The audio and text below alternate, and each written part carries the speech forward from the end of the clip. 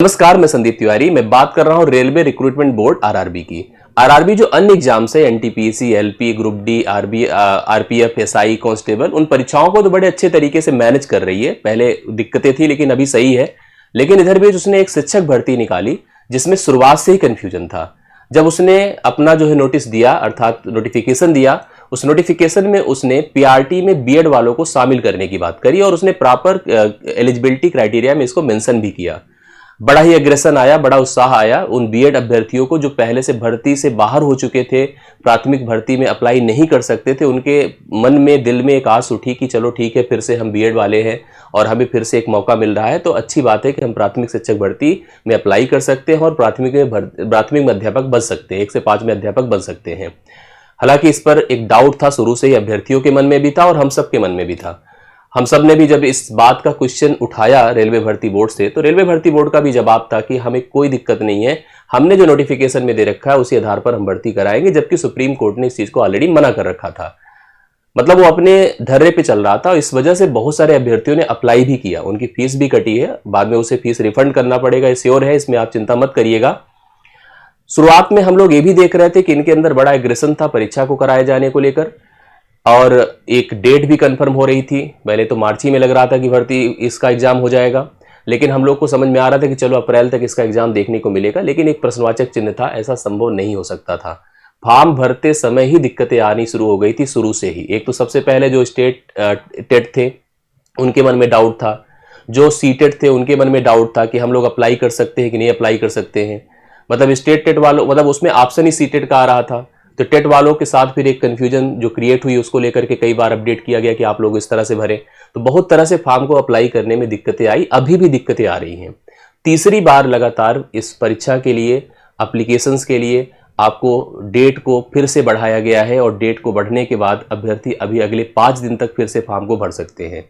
पिछली बार बढ़ाकर 17 किया गया, 17 को फिर से नोटिस आई और डेट को बढ़ाकर 21 किया गया, और आज 21 तारीख है। आज फिर से आपने नोटिस देखी कि अगले 5 दिन तक डेट को फिर से, एप्लीकेशंस के डेट को फिर से बढ़ा दिया गया। मैं इस वीडियो में यही बताने जा रहा हूं। सबसे पहले आप उस नोटिस को देख लीजिए, फिर हम लोग इसके कारण जानते हैं और कारण के बाद फिर हम अंतिम में परीक्षा पर भी चर्चा करते हैं कि परीक्षा कब तक इसकी संभावित हो सकती है और आपको आगे करना क्या चाहिए। सबसे पहले इस नोटिस को देख लीजिएगा। आज ही ये नोटिस आपको देखने को मिली है। यह नोटिस जो है 21 तारीख की डेट को मिली है, मतलब आज ही की डेट की नोटिस है। सबसे पहले यह जो डेट थी किस चीज के लिए, एप्लीकेशंस के लिए, closing date and time for the online application submission, यह जो 21 तारीख तक थी इसको बढ़ा करके 5 दिन तक और एक्सटेंड किया गया है, और 5 दिन तक बढ़ा करके 21 से 7-28 कर दिया गया, मतलब 7 दिन बढ़ाया गया है। अभी 5 दिन बढ़ाया गया था, फिर से अभी 7 दिन बढ़ाया गया है।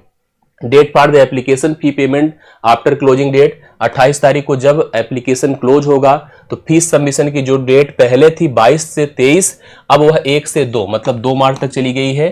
आप जो है फीस पेमेंट करने की जो अंतिम तिथि 2 मार्च तक चली गई है। इसके बाद date and time for the modification window for the modification in the application for including applied RRB without payment of the modification, बिना पेमेंट के जो मॉडिफिकेशन होता है उसको सबमिट करने का, उस मॉडिफिकेशन को करने का जो अंतिम डेट था वो 24 से 5 मार्च तक दिया था, अभी यह 3 से 12 मार्च तक चला गया है। और अब देखिए लास्ट में हमने देखा कि date and time of the modification window for the correction in the applications for the with payment के साथ जो करेक्शन करने की तिथि 6 से 15 थी, अभी वह 13 से 22 हो गई। मतलब कुल मिला के सारा प्रोसेस डन होने में आज के हिसाब से 22 तारीख तक जा रहा है। मतलब मार्च लगभग खत्म होने की बात है। कहीं ऐसा ना हो जाए कि फिर से 28 को एक नोटिस देखने को मिले और अगले 5 दिन तक फिर चीजें प्रोसेस आगे बढ़ा दिया जाए, और अगर फिर 5 दिन बढ़ा दिया गया तो यह जो प्रोसीजर 22 मार्च तक गया है वह चला जाएगा लगभग स्टार्टिंग ऑफ द अप्रैल तक। तो मतलब फॉर्म ही अभी आप मार्च के इन तक भर रहे हैं। तो फॉर्म अगर मार्च के इन तक भर रहे हैं तो जो एक डेट निकल कर आ रही थी कि आप 27 अप्रैल को पेपर देंगे, वो बिल्कुल भूल जाइए। अभी 27 अप्रैल को तो कोई गुंजाइश नहीं है कि आप पेपर दे पाएंगे। यह पेपर जो मैं समझ पा रहा हूं, और एक अपडेट आप देखिएगा कुछ ही जल्दी ही आपको पता चल जाएगी, कंफर्म हो जाएगी, यह लगभग मई या अराउंड जून, आप मान के चलिए। जो मैं एकदम से सोच पा रहा हूं या जो मुझे दिख रहा है वो लगभग जून में दिख रहा है। बाकी हो सकता है मई एंड या जून स्टार्टिंग या जून में ही पेपर आपको देखने को मिलेगा। यही हमारा एक प्रेडिक्शन है और इस सच में यही चीज आपके सामने आने वाला है। तो मतलब अभी आपके पास समय है। कारण आपको पता है कि कई लेवल पर कंफ्यूजन थी। जो अभ्यर्थियों के मन में भी है, सबके मन में भी है। आरआरबी के पास उसका प्रॉपर आंसर नहीं था, प्रॉपर कोई करेक्शन, प्रॉपर कोई ऐसा कोऑर्डिनेशन सिस्टम नहीं था जिसके माध्यम से अभ्यर्थी इसको समझ पाए। अभ्यर्थी मेल नहीं कर सकते, मेल खेल नहीं सकते हैं, बहुत कुछ नहीं सबको पता होता है। फिर भी मैं आपसे कहूंगा, अगर आपके मन में कोई डाउट है या कोई कंफ्यूजन आ रही है तो आप हमें कमेंट कर दीजिएगा, जो हमसे हो सकेगा हम आपको अपडेट कर देंगे। आपने जो लोगों ने अभी तक अप्लाई नहीं किया है या आपको दिक्कतें आ रही थी, तो अगले 7 दिन तक फिर से आप अप्लाई कर सकते हैं और फॉर्म भरिए। फॉर्म भर के प्रॉपर उसका पूरा प्रोसेस देखिए, और अगर आप तैयारी करना नहीं शुरू किए हैं तो तैयारी करना प्रारंभ कर दीजिए। अब आपके पास समय है, भरपूर समय है, लगभग 2-2.5-3 महीने का समय है, तो आराम से आप अपनी तैयारियों को पूर्ण कर सकते हैं। तो मतलब एक अपडेट आपके पास या होना चाहिए था रेलवे की तरफ से जो आया है। बाकी मुझे लगा कि मैं अपडेट आपको प्रोवाइड कर दूं, तो मैं आपको अपडेट दे रहा हूं। आपके लिए पढ़ाने लिखाने का प्रयास भी करूंगा। टारगेट ऑन पर एप्लीकेशंस पर आपको पता है कि बैच भी चल रही है, आप उस बैच में भी इन्वॉल्व हो सकते हैं।